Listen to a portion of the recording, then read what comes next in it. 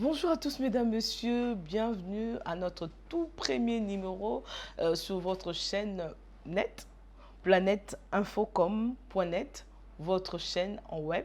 Et voilà, donc vous allez apprendre à nous suivre et vous allez avoir l'habitude de nous suivre sur nos plateformes, sur notre chaîne YouTube, également sur notre web. Et voilà, aujourd'hui nous recevons pour vous le docteur Silas Makangu. Il est expert en leadership stratégique, auteur de plusieurs ouvrages, un homme d'affaires, un homme public qui n'est plus à présenter. Il est connu à cause de son savoir-faire et aussi de sa perspicacité. Bonjour docteur. Bonjour madame. Merci de nous avoir reçus chez vous. C'est pour moi un réel plaisir. Et voilà, ensemble, nous allons nous entretenir sur le leadership efficace. Vous le savez, en République démocratique du Congo, la gestion des entreprises, la gestion des personnels fait défaut. Beaucoup de gens ne savent pas exercer un bon leadership. C'est vraiment un homme très avéré, également un beau coach qui va nous donner assez d'informations sur le leadership efficace. Docteur, dites-nous, qu'est-ce que vous entendez par le leadership? Merci beaucoup madame.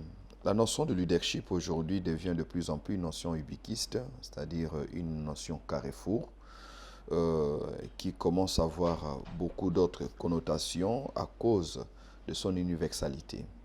Et lorsque vous regardez ce qui s'est fait autour de nous, vous comparez, vous faites un rapport avec ce que nous avons comme potentiel, ce que nous avons comme opportunité, très vite vous vous rendez compte que le problème auquel nous faisons face est avant tout et essentiellement, d'ailleurs, c'est un problème de leadership. Qu'est-ce que j'entends par leadership? Le leadership, je l'ai défini comme étant la capacité qu'a un homme de pouvoir faire d'une vision qui au départ était personnelle, il en fait une vision collective. Le leader est celui qui est capable d'entraîner les autres à adhérer dans une vision qui au départ était personnelle et qui parvient à en faire une vision collective, à telle enseigne que cette vision peut survivre même après la mort de celui qui en a été l'initiateur. Ainsi l'on dit par exemple, l'on connaît la grandeur d'un leader lorsque sa vision survit à sa tombe. C'est-à-dire une vision ne devrait pas mourir avec son initiateur. Et donc, vous comprendrez par là, madame, qu'on ne peut pas parler de leadership sans d'abord parler d'une vision. Le leadership n'engendre pas la vision. C'est la vision plutôt qui donne lieu au leadership. Donc, la question qu'on devrait aussi se poser par rapport à nos entreprises, par rapport à nos familles, par rapport à nos nations, quelle est la vision que nous avons? Et la vision ici n'est pas simplement le souhait que nous sommes en train de construire par rapport à l'avenir ou au futur. La vision, c'est cette description intelligente que nous faisons de ce que nous voulons être, où nous voulons être et ce que nous voulons faire dans les jours à venir. Et cette vision doit apporter une valeur de plus. C'est cette valeur transformationnelle. En accomplissant cette vision, en atteignant cette vision, qu'est-ce que nous-mêmes nous devenons et qu'est-ce que les autres autour de nous deviennent? Tout tient grâce au leadership, tout tombe faute de leadership. Le leadership devient la condition sine qua non, sans laquelle nous ne pouvons pas connaître, nous ne pouvons pas embrasser l'émergence, nous ne pouvons pas embrasser le développement. Parce que nous sommes dans un monde qui n'admet pas les hasards, nous sommes dans un monde qui n'admet pas l'accidentel. Tout doit être planifié, tout doit être pensé. Et le fait de penser revient justement à cette catégorie de personnes qu'on appelle les leaders. Ils ont la capacité de voir de loin ce qui devrait être et ils entraînent les autres à s'engager dans ces chantiers pour que ce qui devrait être finisse par arriver. Donc, si je vous comprends très bien, le leadership s'est défini d'abord par une vision claire. Il faut une vision pour parler d'un leadership. Mais aujourd'hui, le concept leader est vraiment mal compris. Très mal compris. Et tout le monde s'est dit leader. On confond le leadership à la célébrité. Ouais, on dit de quelqu'un qu'il est leader parce qu'il est célèbre. On dit de quelqu'un qu'il est leader parce qu'il a de la notoriété. C'est vrai qu'il y a certains leaderships qui vous expose, qui vous met sous les projecteurs. Mais je peux aussi vous rassurer qu'il y a des leaderships, il y a des seuls leaders qui sont restés dans l'anonymat, qui sont restés dans les profondeurs de la vie, et pourtant c'est eux qui ont orienté le cours de tout ce qui a été fait, et même ils ont influencé de manière effective, de manière très très effective, la vie de leurs contemporains. Et pourtant, ils n'ont pas été des hommes très célèbres. Donc, il ne faudrait pas confondre célébrité et effectivité. Un leadership devait être effectif, même quand il ne serait pas célèbre. Et le plus bel exemple que je peux citer, c'est celui de Jésus. Ok. Pendant 33 ans, il a vécu comme un homme ordinaire. Et même dans les 3 ans de ministère qu'il a eu à exercer, il n'a pas été l'homme le plus populaire. Voilà pourquoi, lors du référendum populaire, quand Pilate a demandé qui est-ce que vous voulez qu'on vous libère, les gens n'ont pas choisi Jésus. Parce qu'à Jérusalem, Jésus était moins populaire que Barabbas. Et pourtant, il changera l'histoire du monde de manière extraordinaire. Il changera l'histoire du monde et pourtant, il n'a pas été le plus célèbre ce jour-là. Et ici, nous confondons souvent leadership et célébrité. Non, le leadership rime non pas avec la célébrité, mais le leadership rime avec l'effectivité. Et pour cela, il faut au départ une vision. Les gens veulent vous suivre. Le leadership n'est pas l'attraction des autres vers votre individu, votre personne, non. C'est l'attraction que vous exercez sur les autres vers la vision. À telle enseigne que le dénominateur commun n'est ni votre beauté, ni votre diplôme, moins encore votre courage. Mais le dénominateur, les liens qui vous unissent avec les autres, c'est votre vision. Si vous réussissez à faire de cela une vision collective, eh bien, vous comprenez que cette vision pourrait être poursuivie même quand vous ne serez pas vivant vous-même. Et lorsque vous parlez de l'effectivité, de la vision, ça veut dire quoi en fait? Ça renvoie peut-être à être concret dans ce que l'on fait, ou bien c'est avoir une vision claire. En effet, il faut une vision claire, une vision détaillée pour savoir nous allons où. Comment voulez-vous que les autres vous suivent quand vous-même vous ne savez pas où vous allez? Quand vous ne savez pas où vous allez, vous irez quelque part. Et que quelque part, c'est nulle part. Voyez-vous? On dit tout chemin mène à Rome. Mais il faudrait savoir que vous voulez aller à Rome, peu importe le chemin que vous prendrez. Sachez néanmoins où est-ce que vous voulez aller. C'est quoi votre destination? La vision doit être clairement définie. Elle doit être tellement claire que les autres sauront savoir en quoi est-ce qu'ils pourront être utiles. Qu'est-ce que j'apporterai ici? Malheureusement, nous avons tendance aujourd'hui à adhérer plus à la vie de ce qu'on appelle abusivement leader, au lieu d'adhérer ou d'intégrer leur vision. Mais la faute n'incombe pas à ceux qui viennent. La faute incombe au leader qui n'a pas communiqué très bien le contenu de sa vision. Voilà pourquoi parmi les caractéristiques ou encore les éléments majeurs qu'un leader doit développer, c'est son intelligence communicationnelle. Il doit être capable de dire aux autres qu'est-ce que je vais être, où est-ce que nous voulons aller. À telle enseigne que quand une vision est bien communiquée, chacun sait définir son cahier de charges. Chacun sait savoir qu'est-ce que je peux apporter.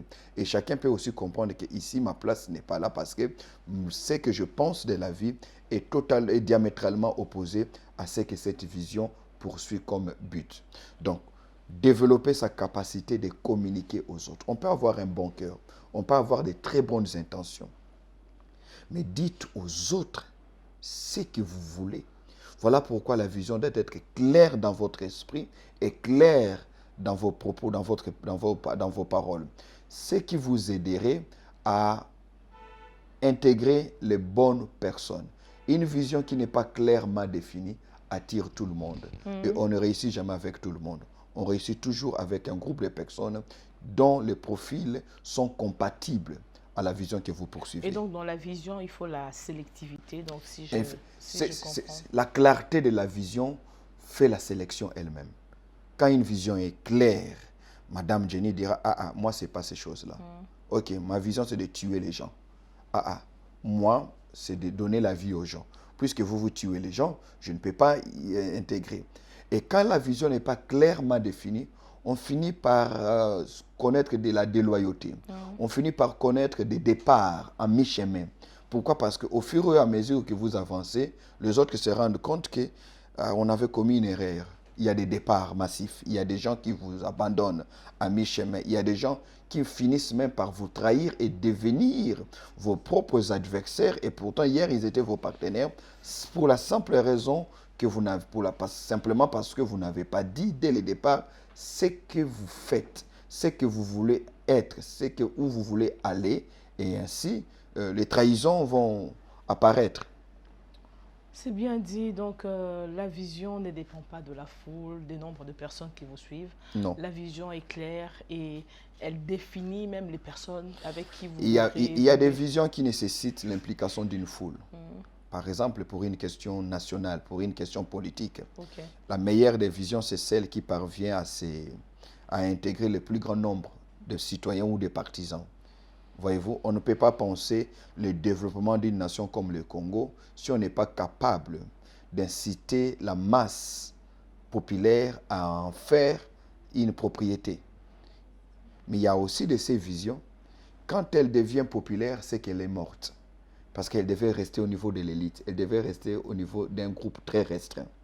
Le tout dépend de ce que l'on veut poursuivre comme but. Voyez-vous, le tout dépend de ce que l'on veut poursuivre comme but. Il y a une dimension de cette vision qui voudrait qu'elle soit vulgarisée, qu'elle soit popularisée, démocratisée. Mais il y a aussi de cette vision, même quand elle travaillerait pour la masse populaire, elle ne devait pas être livrée à la masse populaire, elle devait être gardée par une classe élite, par un petit groupe de personnes qui comprennent, qui vont implémenter à leur tour leur savoir-faire, leurs compétences, afin que la foule en bénéficie. Et aujourd'hui, avec les phénomènes influenceurs, hein, des fois on confond ces phénomènes au leadership. Voilà. Alors, quelle différence peut-être faites-vous, hein, docteur, parce que je sais que vous êtes un homme aguerri, vous avez de la connaissance dans ces domaines, vous êtes expert. Quelle différence faites-vous, par exemple, de l'influenceur, d'un leader, aussi d'un visionnaire? Parce qu'on dit c'est le visionnaire d'une œuvre, c'est le visionnaire de tel projet. Vous pouvez nous faire cette différence? On peut être un visionnaire sans être un leader. Okay. Le visionnaire, c'est celui qui a une vision. C'est celui qui est initiateur d'une vision. Mais le visionnaire devient leader lorsqu'il devient capable de faire de cette vision personnelle une vision collective. Okay. Aussi longtemps que c'est votre vision, vous parlez en termes de ma vision, Isabor Nangai et Loko Nangai, ça m'appartient, c'est à moi. Tout est défini autour par rapport à votre petite personne. Excusez-moi. Cela signifie simplement que vous n'êtes que visionnaire, vous n'êtes pas un leader. Parce que les visionnaires lui-même doivent faire un effort de pouvoir développer certaines aptitudes qu'il n'a pas à ce stade ici, dont il aura certainement besoin pour que sa vision s'accomplisse. Mais ici, l'élément essentiel, c'est la capacité à faire de cette vision un bien commun, de faire de cette vision une affaire collective. Pourquoi? Parce qu'il est possible que vous mouriez avant l'accomplissement de votre vision. Quel est l'avenir de votre vision? Les visions qui survivent à leurs initiateurs sont des visions qui ont été accompagnées, qui ont été poursuivies, qui ont été menées par des leaders et non pas des visionnaires. Visionnaire, leader, influenceur. La force d'un influenceur, c'est parce que, en fait, il vient vous exhorter sur des choses. Il vous dit sur des choses que lui-même, des fois, est loin. Vous entendez, elle est influenceuse sur le mariage alors que lui-même peine à rester dans une relation ne fût-ce que pendant 4 mois. Mais c'est lui qui vous dit, voilà comment il faut faire avec l'argent, ainsi de suite. Alors que la différence avec les leaders, c'est l'exemplarité. Okay. Le leader devient une épître de ce qu'il dit lui-même. Le leader n'est pas suivi à cause de ce qu'il dit. Un leader est suivi à cause de ce qu'il fait. Et ça, c'est le plus haut niveau du leadership. Le leadership de la personnalité. Le leadership de l'intégrité. Où vous devenez vous-même toute une école. Vous cessez d'être l'animateur d'une vision pour devenir une école. Vous devenez l'expression vivante de votre vision. Vous ne dites pas aux gens ce qu'ils doivent faire, mais vous êtes ce que les gens doivent être. Ça, c'est la différence avec l'influenceur. L'influenceur vous dit comment il faut entretenir des relations, mais il vit dans une solitude. Le seul ami qu'il a, c'est dans le monde virtuel. Parce qu'il n'est pas capable lui-même d'avoir des relations véritables. Et pour cela, vous, en tant que leader, vous devez comprendre que votre force réside dans ce que vous êtes. Le leadership de l'intégrité, le leadership de modèle. Et tous les hommes qui ont brillé dans le leadership aujourd'hui l'ont été parce qu'ils ont été eux-mêmes des modèles dans l'honnêteté, des modèles dans l'intégrité, des modèles parce qu'ils ont réduit de manière très sensible l'écart qu'il y a entre les propos et l'être. C'est-à-dire, ils ne sont pas loin de ce qu'ils font. Je ne dis pas que les leaders sont appelés à être parfaits, parce que le leadership, c'est aussi le monde de l'imperfection. Mais une imperfection tellement honnête et sincère qu'on donne de son mieux pour devenir la meilleure version de soi-même. Le leader est celui qui comprend qu'il doit prêcher par l'exemple. Pourquoi? Parce que chaque leader, madame, a un leader. Vous savez, le leader du leader, c'est qui? C'est sa vision. Okay. Il fait les choses par rapport à sa vision. Les relations amicales qu'il entretient, ce sont des relations qui correspondent au profil, dont le profil, voulais-je dire, correspond à la vision qu'il anime. Je ne peux pas avoir une vision dans les domaines des affaires si la plupart de mes amis sont des paresseux.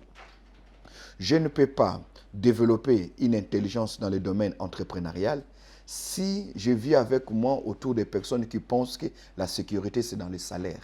Je dois faire moi aussi devenir ami des hommes et des femmes qui prennent les risques d'entreprendre, les risques de devenir leur propre patron. Voyez-vous, ma vision devient mon maître dans la mesure où il y a des choses que j'aime bien.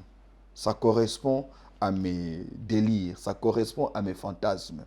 Mais parce que ma vision est compatible à ces choses-là, madame, je ne le fais pas. Et comment ne pas faire les choses que j'aime faire pour laisser la chance à ma vision de s'accomplir? Là, j'ai besoin d'un élément indispensable. C'est quoi cet élément? C'est la discipline. Et comment est-ce que je définis la discipline? La discipline, c'est la volonté de continuer à faire des choses qu'on n'aime pas pour aboutir au résultat qu'on aime. Le leadership, c'est une vraie responsabilité. Ce n'est que ça. Le leadership, c'est la responsabilité. Il n'y a pas de leadership là où il n'y a pas de responsabilité. Être leader, c'est être responsable. Le leader s'assume. Le leader fait tout sauf une chose, trouver des boucs émissaires. Okay.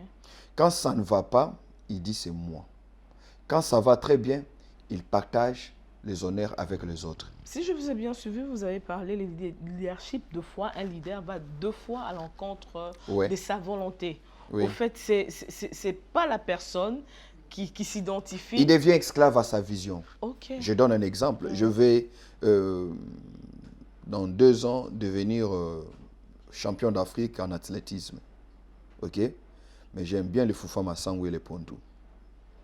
J'aime bien manger. Manger, c'est ma passion. Je souffre de moins manger pour avoir cette médaille. Nous voulons être une nation forte en Afrique. Nous aimons la musique. Nous aimons prier. Nous aimons danser. Nous aimons manger. On souffre de moins manger, de moins prier pour travailler, de moins danser pour travailler. On ferme les bars. Les bars s'ouvrent à 19h pour fermer à 22h. Obligatoire. Les gens murmurent. On s'en fout. On s'en fout. Mais on s'en fout parce que c'est pour le bien des gens. Parce qu'il n'y a pas de développement sans discipline. Le développement, c'est presque une pilule amère qu'il faudrait avaler pour être en bonne santé. Voyez-vous? Est-ce que les gens doivent prier toute la journée? Non. Est-ce que les gens doivent prier? Impérativement, les gens doivent prier. Mais que la prière ne prenne pas les heures de travail. Que la prière ne prenne pas les heures de repos. Si nous voulons devenir une nation puissante, si nous voulons devenir au centre de l'Afrique une nation qui inspire les autres, et pour cela, nous devons accepter de souffrir, serrer la ceinture, pas parce qu'on manque à gagner, parce qu'on ne veut pas manger beaucoup aujourd'hui pour assurer à nos enfants une vie où ils ne connaîtront pas la famine que nous sommes en train de connaître aujourd'hui. Donc, qui dit leadership dit responsabilité. Et qui dit responsabilité dit abnégation. Qui dit abnégation, qui dit maîtrise de soi. Qui dit sacrifice, qui dit consécration. C'est-à-dire, j'ai la possibilité, moi aussi, de dépenser l'argent comme je le veux. Mais je me dis, je suis un leader. Il ne faudrait pas que je donne aux autres l'impression que tout mon argent va dans les habits. Voyez-vous, je ne veux pas montrer à mes enfants que l'argent, ça se ramasse. OK? Mes enfants me voient habillé en jean, ils comprennent que papa économise pour notre futur. Papa économise pour notre avenir. Voyez-vous? Donc, le leadership, madame, c'est l'exemplarité. Ainsi, en un mot, on pourrait dire, j'ai toujours dit aux gens, si on doit définir le leadership en un mot, c'est influence. Influencer les autres à devenir meilleurs.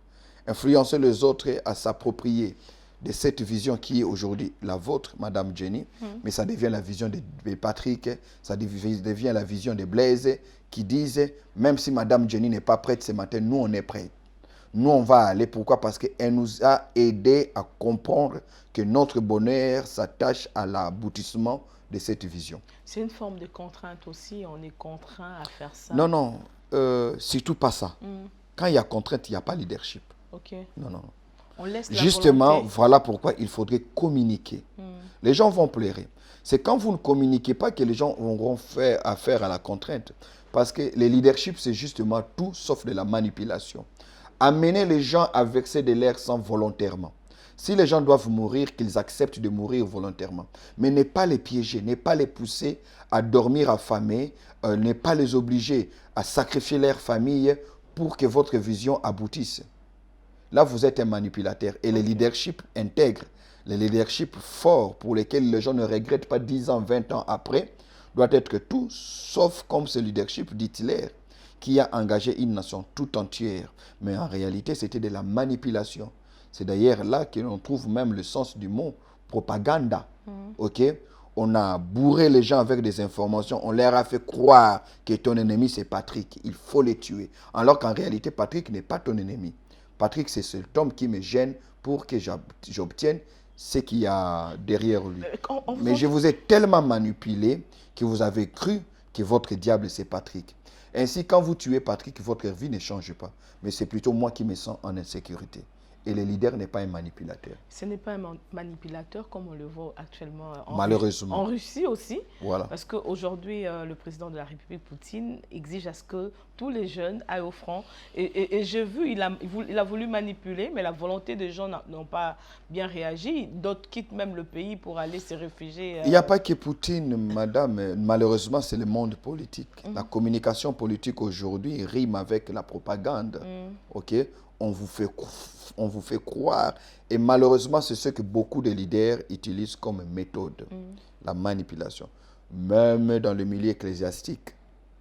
Même dans les milieux ecclésiastiques, il faut s'aimer la terreur dans les cœurs des gens pour que les gens viennent tout le temps à l'église. Ouais.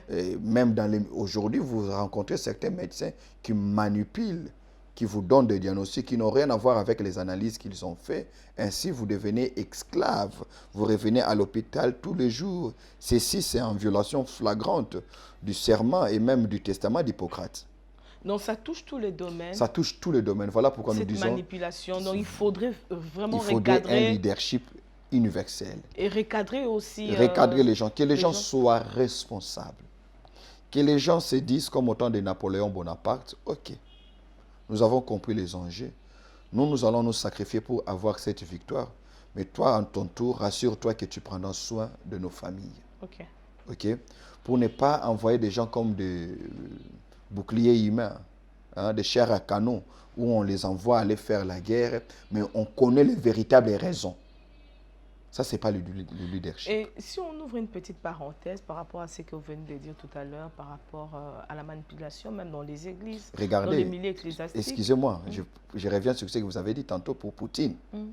Poutine veut enrôler des forces, des jeunes gens qu'il appelle réservistes, pour les amener à faire la guerre. En Ukraine. Comparativement à ce qui arrive en 98-99 avec l'ex-ministre Didier Moumengi, au temps de Mouzé Kabila.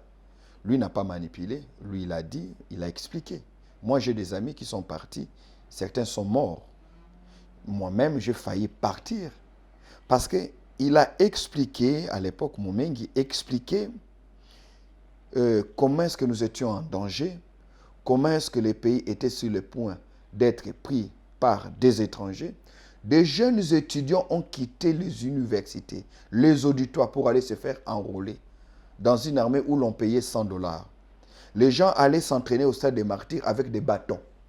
Et on leur donnait une boîte de sardines pour 2 personnes. Ils ont accepté. Pourquoi? Parce qu'on leur a fait comprendre que l'avenir de votre pays en dépend. Et ils ont adhéré à la vision. Ils ont adhéré à la vision. Contrairement à Poutine. Donc, même situation, mais des méthodes différentes. Des contextes. Le tout dépend de la communication. Okay. Dites aux gens c'est en quoi ils s'engagent. Ils vont mourir avec un sourire. Cachez aux gens les informations véritables, ils vont aller se battre avec un faux sourire. Pourquoi? Parce que c'est la contrainte. Si je ne vais pas, on va m'arrêter. Et on ne peut pas prétendre gouverner les gens, conduire les gens par la contrainte. C'est vrai qu'à un moment donné, le leadership, surtout sur le plan étatique, sur le plan politique, on a besoin d'une certaine contrainte. Mais les gens donnent le meilleur d'eux-mêmes quand ils ont réussi à intégrer la vision. L'intégration reste l'idéal. L'idéal. Et pour cela, il faut communiquer. Dites-moi pourquoi je dois venir chez Madame Jenny et pas chez Madame Nathalie. Le mal est que les gens communiquent mal. Il faudrait peut-être des cours en communication. En communication et pour qu'on soit de bons communicologues. Et je crois... Aujourd'hui, vous entendez, comment on les appelle, les communicateurs ou communicants, communicateurs de telle partie, communicateurs de... Au fait, ce sont des djalelolistes, hein, des gens qui viennent faire l'apologie de l'individu. Oui. Au fait, on ne sait même pas c'est quoi les cahiers de charges de ces partis politiques. C'est quoi son projet de société. On ne le sait pas. Pas de notion de base. Tout ce qu'on sait, c'est que le président, l'autorité morale a acheté une nouvelle voiture, l'autorité morale a fait ceci, l'autorité... C'est tout sauf le leadership. Et avec ça, on ne peut pas espérer bâtir une nation. Mais je crois qu'avec... Et pourtant, il y a des agences aujourd'hui, nous, vous permettez de profiter, nous conseillons, nous sommes conseillers en marketing et communication politique. Les gens qui adhèrent dans un parti politique, il faut leur poser la question, ils adhèrent à quoi?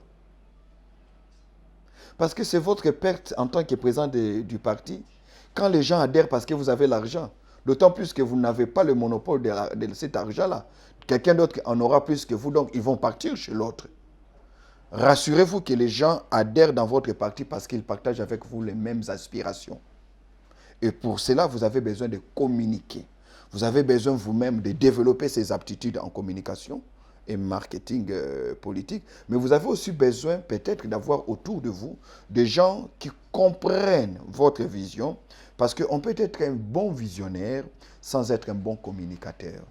Mais vous avez besoin d'avoir autour de vous des gens comme des apôtres qui prennent de Jésus. Jésus n'a fait que prêcher. Ce sont les apôtres qui ont écrit les épîtres. Et les épîtres expliquent le pourquoi de la venue de Jésus. Donc, Christ a exercé un bon leadership. Excellent. Pour nous entendre parler. Oui, on ne va pas s'atteler là. Ça fait 2000 ans. Sa vision continue. Il est resté... Ça continue. Pourquoi? Parce qu'il a pris les 3 ans à préparer ses communicateurs, qui sont les apôtres. Il les a formés. Il ne leur a pas enseigné sur comment se marier avec une femme, comment il leur parlait du royaume de Dieu. Du royaume de Dieu. Un leader, c'est celui qui parle de ma vision pour le Congo. Il y a une thématique donnée. Il a une thématique, il en parle du matin au soir. Il revient sur ça. Quand il va en France, il revient, il dit, je vis ça en France. Regardez les liens qu'il y a avec notre vision. Et puis, le leader fait tout pour de moins en moins parler de sa vision et parler de notre vision. Okay. Aider les autres à s'approprier de cette vision qui était la vôtre pour en faire la leur. L'appropriation. Voilà. Et voilà, donc c'est d'abord un leadership collectif, voilà, à ce que je sache. Et déjà, comment détecter que cette personne, peut-être dans un groupe qui est leader, vous pouvez avoir la vision, vous n'êtes pas leader. Oui, c'est ce que j'étais en train de dire. Mais il y a aussi des gens qui ont avec eux des aptitudes innées. Hein. Ils sont nés pour influencer les autres.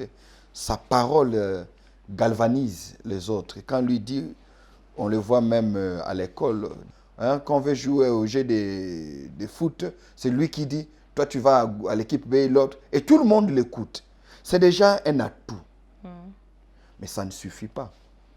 Parce que j'ai dit, il faut au préalable une vision. Mais on peut aussi avoir une vision. On a du mal à la partager. Et ici, il faut comprendre, madame, que le leadership s'enseigne. Le leadership s'initie. Il y a une initiation au leadership. Donc, celui qui a une vision mais qui ne sait pas influencer les autres peut apprendre. C'est pour ça qu'il existe des écoles, c'est pour ça qu'il existe des masterclass, c'est pour ça qu'il existe des ouvrages, apprendre des choses à développer. Vous allez voir quelqu'un qui a un très bon leadership, il n'est incapable de regarder les gens droit dans les yeux. Parce qu'il a grandi timide comme moi.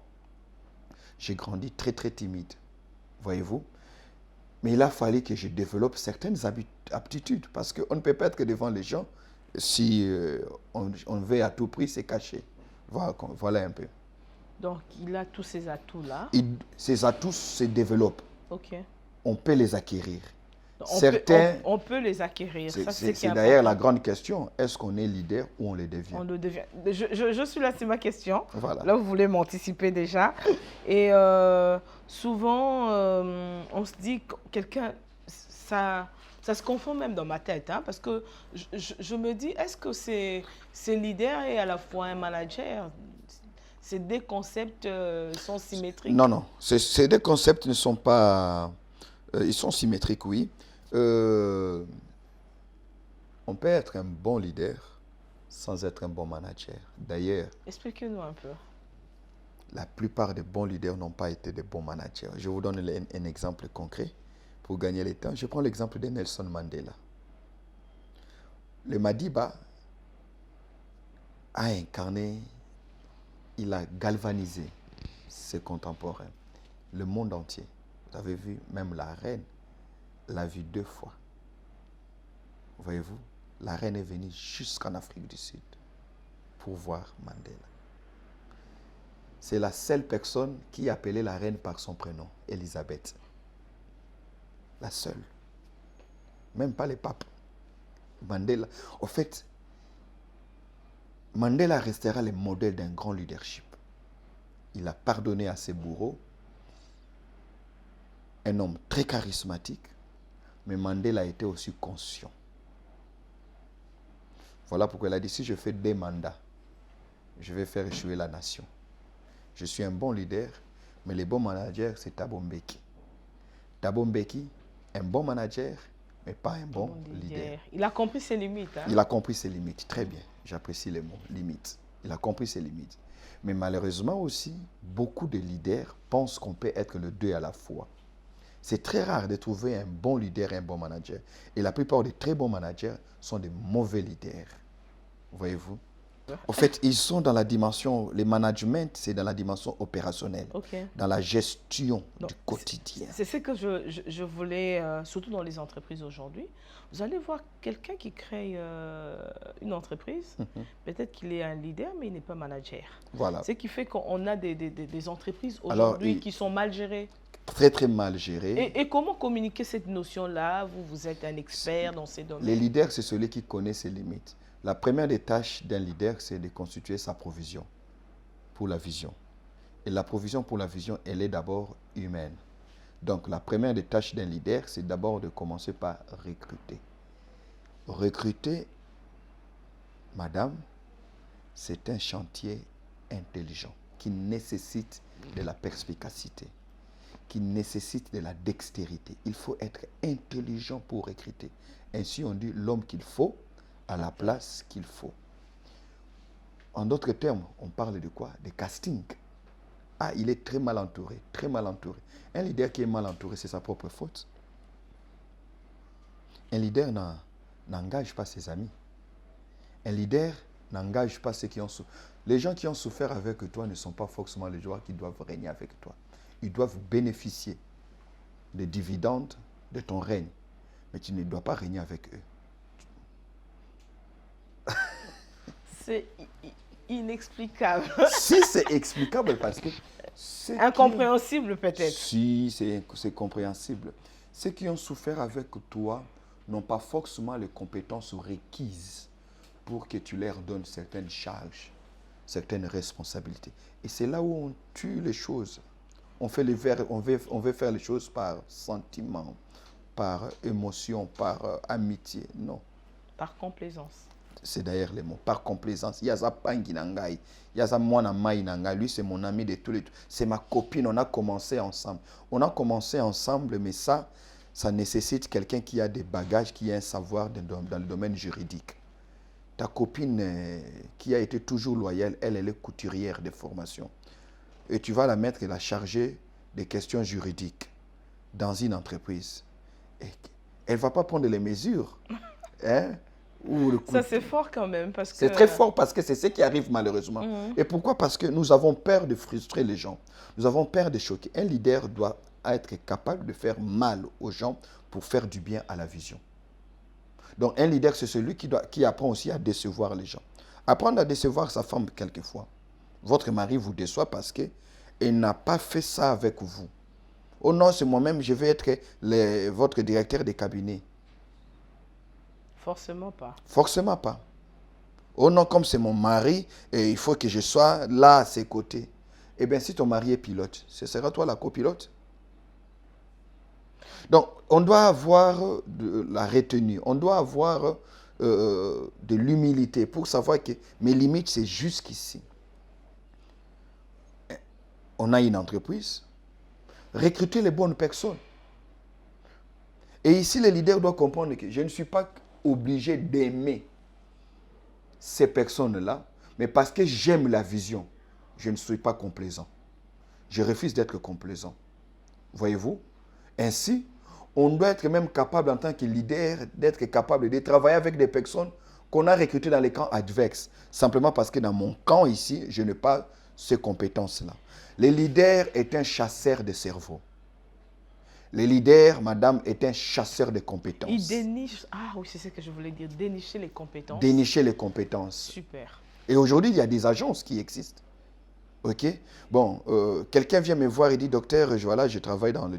J'ai besoin de quelqu'un qui a des compétences en matière de la littérature, et beaucoup plus dans le domaine des enfants. Eh bien, je connais madame Jenny. Voyez-vous? Il y a des chasseurs de cerveau, des dénicheurs de compétences. Et le leader a besoin de compétences et non pas besoin des amis. Il n'a pas besoin d'amis, il a plus besoin de compétences. Et pour cela, il ne doit pas être quelqu'un de complaisant.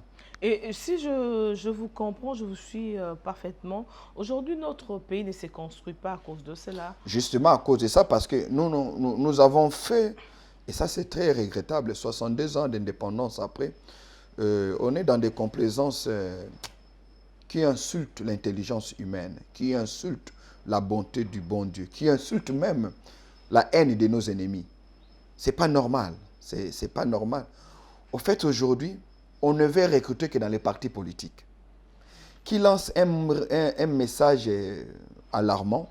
Et le message dit quoi? Après l'université, adhérer au parti politique. Donc, si tu n'es pas à la politique, tu ne seras pas à la gestion de la République. Tu ne vas pas avoir un poste de commandement, tu ne vas pas comme mandataire, comme ministre, comme ceci, parce qu'il faut être... Maintenant, la République est limitée parce qu'elle choisit que dans le groupe de militants.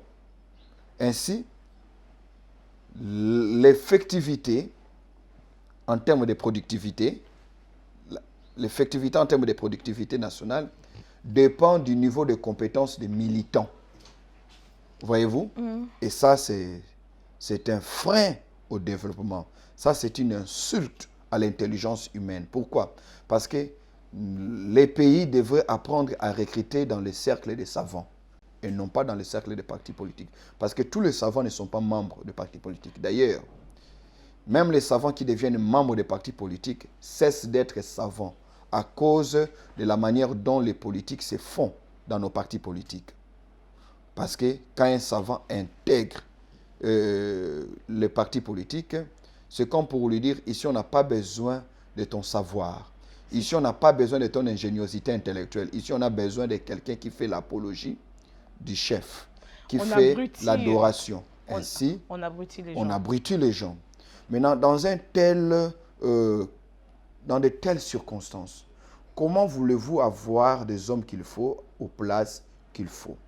Maintenant, le leadership, c'est celui qui dit à ses partisans, voilà, notre parti va diriger tel ministère, mais il s'est fait que notre parti n'a pas assez de compétences requises pour occuper telle fonction. Souffrez qu'on recrute, juste pour donner à notre parti la chance de dire demain que nous avons dirigé tel ministère, tel secteur, regardez comment nous avons géré en toute dextérité. Vous avez tellement beaucoup à dire que je n'ai même pas pu épuiser toutes mes questions. On chute déjà, on est presque à la fin, on a consommé 40 minutes. Déjà? Déjà. Et voilà, donc je reviens sur ce que vous disiez tout à l'heure, on n'est pas leader. Oui. On est avec certaines aptitudes. Mais leadership, on devient leader. Expliquez-nous. Parce que je disais que le leadership, c'est la vision. Comment on peut naître avec une vision? La vision, on la découvre avec le temps. Et des gens qui disent, ah, Nabotama leader. Hein, il est né, quand il dit Nabotama leader, parce qu'il est né avec le courage, par exemple. Il est né avec les dons de communiquer. Donc le courage n'est pas le leadership. N'est pas le leadership, c'est un atout pour le leadership. Okay. C'est un constituant, mais ce n'est pas le leadership. La capacité de communiquer, la capacité de galvaniser les autres avec lui, voyez-vous, c'est peut-être le dernier de la classe, mais c'est lui, quand lui n'est pas là, on sent que lui n'est pas là à l'école ces jours-là. Okay? Il est peut-être le dernier de la classe, mais quand il faut organiser une petite fête d'anniversaire, une surprise, tout le monde est derrière lui. Okay? Il est nul en mathématiques. Mais quand vous lui donnez 200 $, il organise une fête pour laquelle les autres ont demandé 2000 $. Et tout le monde a mangé, tout le monde a bu. Il est né avec certaines aptitudes d'ordre organisationnel, mais ce n'est pas pour autant qu'il... Parce que leadership, madame, c'est vision. Leadership n'est même pas la position. On peut être chef et ne pas être leader. Voyez-vous? D'ailleurs, le niveau le plus bas du leadership, c'est le leadership des positionnements. Des positions, pardon. Quand les gens ne vous respectent que parce que vous êtes maman. Quand les gens ne vous respectent que parce que vous êtes le chef, c'est que vous n'êtes pas leader. Au-delà de votre position, il faudrait que les gens trouvent quelque chose pour laquelle ils peuvent vous respecter. Non, ce gars-là, il a de la personnalité. C'est un ancien président, mais on continue à le respecter. C'est un ancien ministre, mais on continue à le respecter. Lui n'est plus député, mais quand il parle, tout le monde voudrait l'écouter. Voyez-vous? Mais quand les gens vous écoutent, ils vous écoutent par contrainte et non pas par intérêt. L'intérêt, c'est qu'on veut apprendre de lui. L'intérêt, c'est qu'on veut le consulter. Ça, c'est le leadership. Le plus bas niveau, c'est le leadership de position. Leadership de position, nous sommes presque arrivés à la fin. Prochainement, peut-être on reviendra sur les 4 autres... On reviendra, on va faire une série d'émissions, c'est très important, pour que les gens au moins sachent comment exercer le leadership. C'est ce qui tue même notre pays. Hein. On n'arrive pas à décoder. Notre pays, nos associations. Notre société, nos organisations. Les gens fuient l'association parce que ce n'est pas lui le président. Ouais. Donc, comme ce n'est pas moi qui dirige, je m'en vais. Donc, ils pensent que pour influencer, il faut se mettre numéro 1. Non, madame. Vous savez, quand Lionel Messi était à Barcelone, on dit que c'est André Iniesta qui était le moteur du système de jeu. Voyez-vous? Mais lui n'a pas été ballon d'or, je ne sais pas, lui n'a jamais... Donc, on a des gens qui sont en vue, mais il y a des faiseurs de vedettes. Des faiseurs de rois. Voilà. Super. En parlant du leadership, comment exercer un leadership efficace, en peu de mots pour conclure cette émission? Au départ, il faut avoir une vision. Recruter ceux qui vont travailler avec vous comme co-ouvriers dans cette vision. Développer ainsi votre capacité à communiquer. Un autre élément que je peux citer pour vous en tant que leader, vous devez savoir qu'un leader doit travailler à la fois avec sa tête et son cœur pour ne pas tomber dans la manipulation. Et dans l'aboutissement de votre vision, posez-vous la question, qu'est-ce qu'est devenu les personnes qui sont autour de moi? Qu'est-ce qu'elles sont devenues? Un leader n'acclame pas seulement parce que la vision a été accomplie, mais aussi parce que ceux qui ont accompli la vision sont devenus meilleurs. Voyez-vous? Ça, c'est la dimension charismatique du leadership. La dimension charismatique. Il y a charismatique, où vous devenez un modèle. Les gens vous voient comme étant l'idéal à atteindre. Non pas simplement pour vous aduler, non pas pour tomber dans une sorte d'idolâtrie, mais parce que vous imprimez les valeurs. Vous imprimez les valeurs par rapport au travail, par rapport à l'abnégation. On dit, non, moi je vais travailler comme cette dame-là.